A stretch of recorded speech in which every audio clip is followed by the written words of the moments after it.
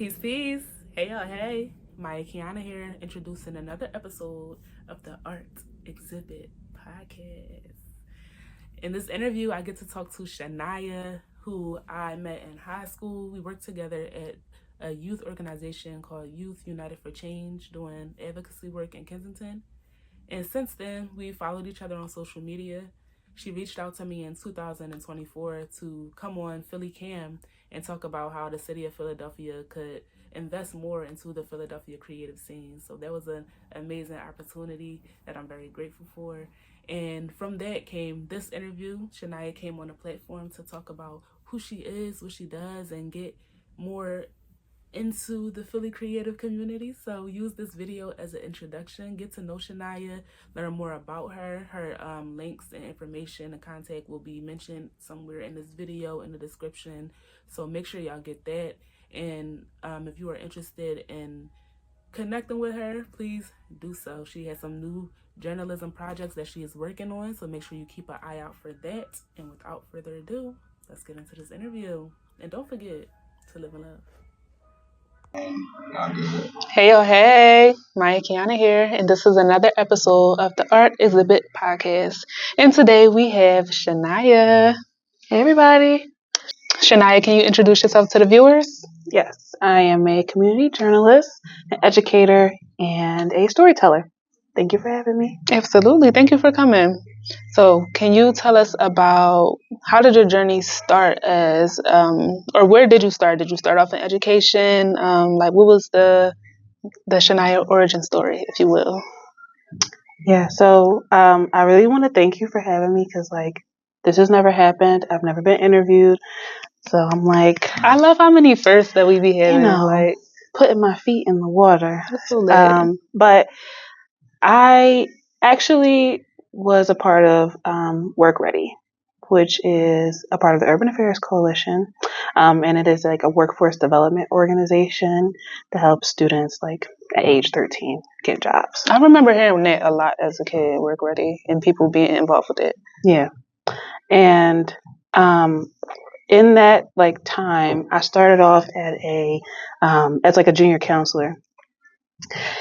And I realized that I did really enjoy helping the younger kids, and tutoring them in their math and reading, and also going on trips and stuff with them. Okay. But I also noticed that I had a passion to learn more about those young people beyond being a junior counselor, beyond just picking them up after school and tutoring them, right? So I really wanted to know their story. I noticed that a lot of the young kids were had TSSs, which are supports, or they had maybe some issues going on at home that I wasn't able to tap more into. So over time, I started to feel like I wanted to learn more about people's personal stories in a way that, I don't know, that other people can resonate with things that either young people go through or that adults go through. So in terms of being an educator, I started off as a junior counselor working with these young folks and really feeling a connection to them beyond being in those counseling spaces. But when it came to storytelling, I wrote my first play when I was in middle school. Okay. I was 12. I feel like you're starting off very heavy. That's a very weighted role to take on as a child, being a counselor. I would have looked at that and been like, what?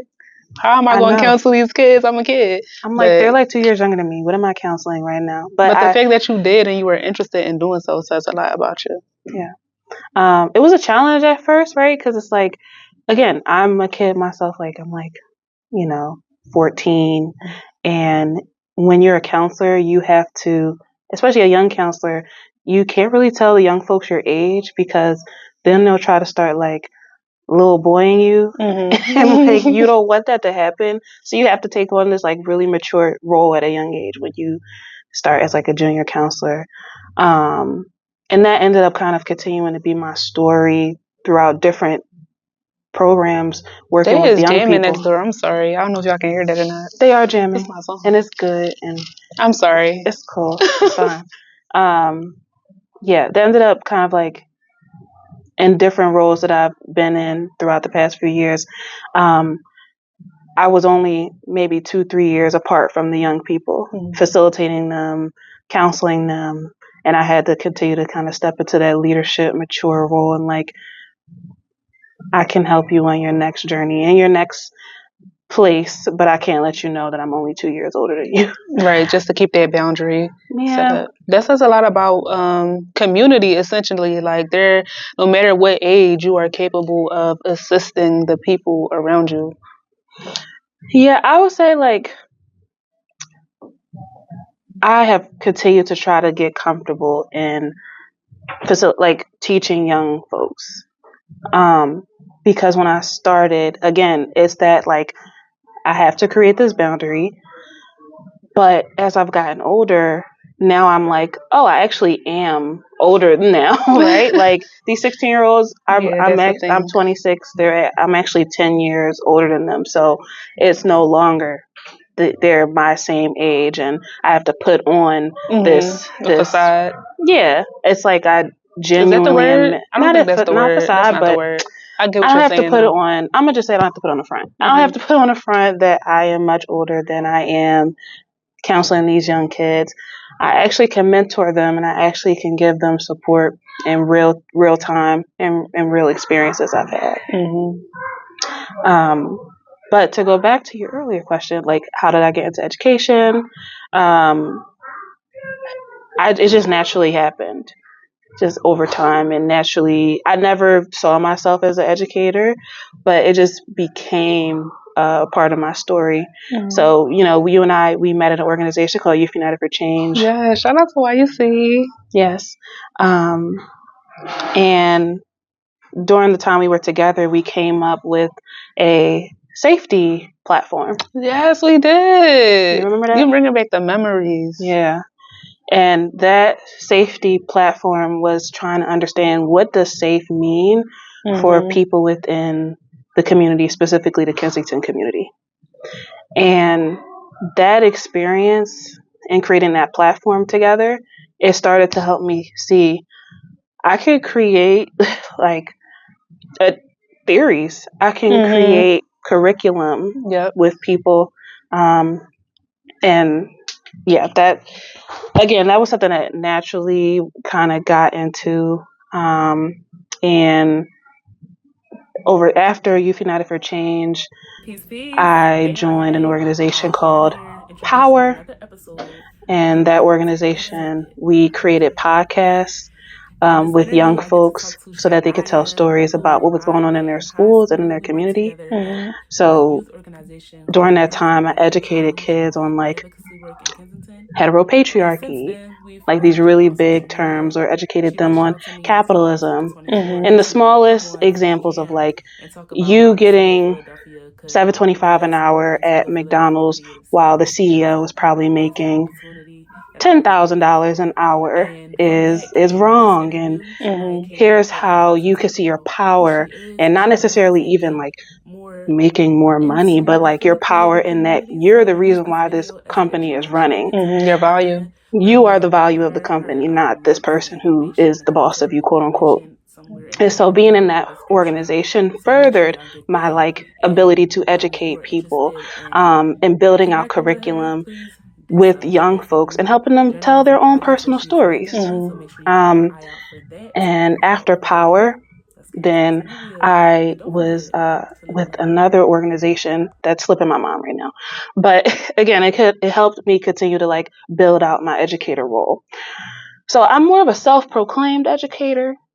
I mean, the education is educating, so it's still valid. You know what I'm saying? It's still valid. And one thing I wanted to say is that I feel like a lot of times as people, but also as Black women, like we don't put enough respect on our names. Like all of the things that you just named are really important, like really monumental things to have done. So thank you for the work that you did. I forgot like a lot of the things that we've done, for example, but it's just like we did those things and they made a difference and an impact, and it was really important. So yeah, big yourself up. Thanks, boo. Yeah. Big yourself up too. Thank you. We big. Yeah. For sure. Yeah. I'm sorry, I cut off your question. You were going into, or was that the end of it about how you became like an educator? I can definitely add more to it, but I can't really add anything additional right now. Okay. Okay, that's absolutely fine. So I guess I want to ask, what is your like? How long have you been working with PhillyCAM, and what is your connection with them? What is your role there? Yeah, so kind of a big jump, but no, it just ties in together. So I mentioned Work Ready. I started doing Work Ready when I was like 14. I've started off as a junior counselor, and like I mentioned with the young folks, I really enjoyed learning about them personally. And so I realized that I really wanted to work more in like media. I really wanted to work more in like storytelling and community development.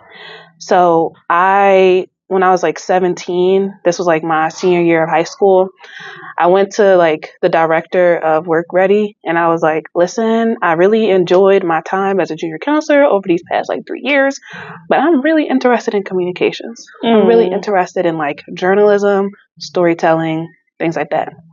And so they connected me with an organization called No Sugar Philly Teens Talk.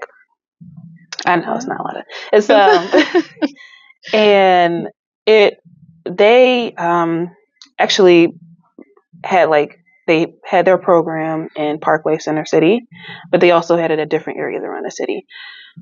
And the purpose of the program was for young people to be able to build themselves in media and build themselves in communications. We did this over the summer because Work Ready is a summer program. So if you want to get your kid into Work Ready, it is Work only Ready still doing anything. They're still doing their thing. Shout out to y'all. They're still doing their thing. During the summer of 2017, we were like going around the community. We went to like Penn's Land and we went to South Street, and we were talking to people about homophobia within our community. And what we wanted to do is eventually create a 1 hour show where we had guests and a live audience pretty much talking about this topic of like homophobia and like queer expression and gender expression and things like that. So lo and behold, the place that we went to host the show was PhillyCAM. Now, I'm 17. I didn't know anything about PhillyCAM. I was very like, ooh, this is cute. This is nice. I've never been here before. Exactly my reaction when I walked in. I'm like, this is nice. Right. Like, where y'all been? I ain't seen y'all before. No, for real. They are a hidden gem. Yeah. Yeah, and just really quick plug for PhillyCAM. They're located at 699 Randstad Street. They are right near 8th and Market. So check PhillyCAM out if you have not heard of them. Great media organization. Yes. But basically that's how I was introduced to PhillyCAM, was like hosting that show at their studios. And then a year after we did that show, no type of contact with PhillyCAM, I just so happened to come across their youth program. They have a youth program where students, like people age 14 to 21, are able to create content with them, like free of charge. I love that. Shout out to them. Yeah. I feel like the Divine does this thing where it's like, I'm going to put you in this place, like you don't know that you'll be back, but get used to it because you'll be back type of time. And then I'm sorry for cutting you off. No, it's okay. I was getting ready to say literally everything that I've done in my life has been coincidental, like by chance, except for when I went to the director and was like, that was a follow-up question I had. Like, what made you feel empowered to go and do that? Because I feel like that might not be like the first thing that a woman, a black woman or a girl at that point in time would even think about doing or feel confident enough to do. So what was that experience like for you, and what made you feel empowered to take that step? That's a really good question. And you're right. Like, as young black women, we are not always encouraged to be bosses and take control of our lives. Kind of sit in the background and wait for things to happen. But I was raised by a really strong mother. Period. Shout out to you. Like, really taught me how to be independent, really taught me how to be mature, and taught me how to go after what I want. It never made me feel like I couldn't get anything I wanted in life. Not that I was spoiled, but she did let me know that, like, no one can ever tell you no. You create your own story. So I guess having her instill that in me really had me feel like, you know what? Yeah, I can talk to these directors and feel like I have a sense of control over my story and my destiny, or I can talk to these like big boss people and not feel intimidated, basically. That is so important. So, yeah, I forget what I was getting at, but over time, I, really became more connected with PhillyCAM. And even though it was coincidental, now my work with them is intentional. So I create a lot of like mini documentaries and news segments with PhillyCAM. I have done stories on mostly social activism and things that have gone on within the community. Like talking about what's happening in Chinatown and how they are trying to pretty much get rid of half of Chinatown to create the 76er Stadium. I've done a story on... I've heard about that. Yeah. I feel like that makes no sense as far as like all the traffic that's already in downtown. Like, how is that even going to be possible? Let's be real. City Hall is small. Like, it's already small and congested enough. And there's already a lot of pollution in the city. That's going to make it even more congested. It's going to create more pollution. And so just as a quick segue, the proposal from the 76ers is that they want to create more jobs for the Black community, and that putting this stadium within, downtown is going to create that like economy, like that growth of wealth amongst the Black community. But there has been no statistics and no real evidence to show that it's going to create more jobs for us. I'm like, do Black people even live downtown for real? Like, it don't even, we can't afford to live downtown. I can't afford to live downtown. So but it's that type of rhetoric of like, here's what we might do for you, but we're not actually going to do just to disadvantage another minority group. It's like always that play one against the other type of thing. Always. So I did a story on that. Also did a story on a lighter note about a bookstore called Harriet's Bookshop, and Janine. Oh my goodness, I'm forgetting her last name. Her name is Janine, and she owns Harriet's Bookshop. It's like an ode to Harriet Tubman, and it's based in Girard, like Front and Girard. It's near Front and Girard. Really beautiful bookstore. If you haven't been there yet, please go. It's like you're stepping into a storybook. And she creates, it's pretty much it's a Black-owned bookshop. It's a place where you can go into and read all types of Black created stories. Wow. Sit down, feel comfortable, and feel like, again, like you're stepping into a story. And so I did a story on her journey, and she spoke about how she always had a love for reading and a love for storytelling as well. And she actually is doing a mini program right now, trying to take students to Paris. Because that sounds amazing. I know. I think they got the funding that they needed, but I'm not sure yet. So she's trying to take students to Paris to like help build their like creativity and their sense of self. And she also does like book tours where people are able to kind of replicate the Harlem Renaissance and kind of like move around Philadelphia in these trolley cars in their like Harlem Renaissance fit and learn about the city. That sounds very fun and creative. Like, so as working with PhillyCAM has allowed me to really meet so many people and have so many conversations I never would have thought that I would have had in my life.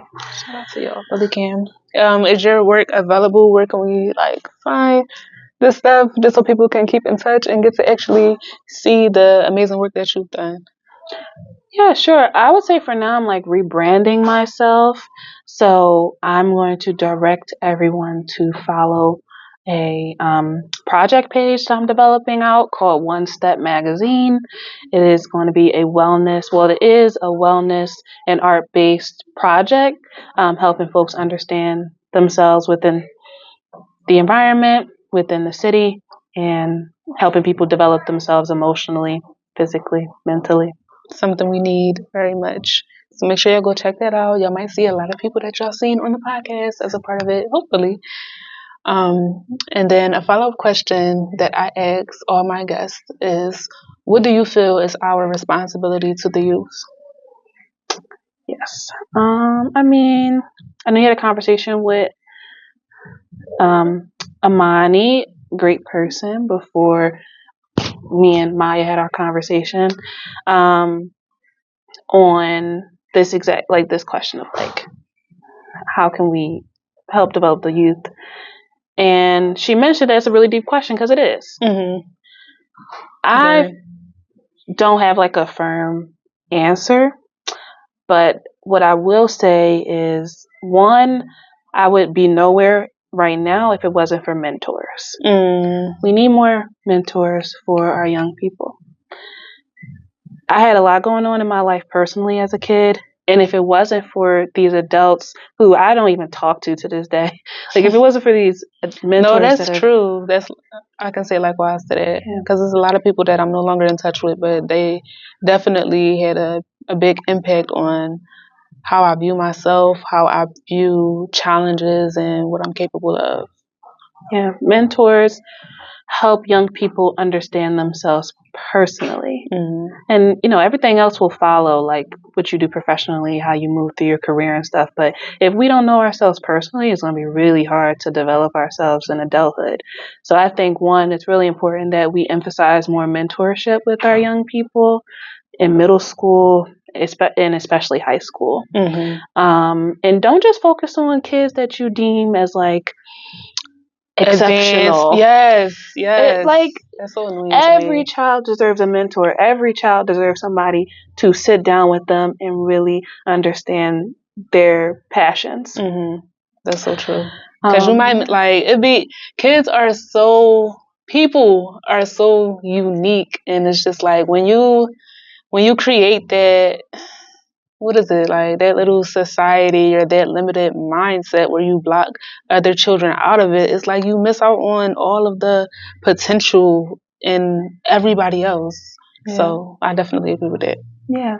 And to build off of that, like there's so many kids who are shy, so many kids who have a lot going on that they can't even focus properly within the classroom. And so again, like you were talking about with Amani earlier, you cannot just pass by a student or dismiss them because they're not focused in class or because they're not paying attention.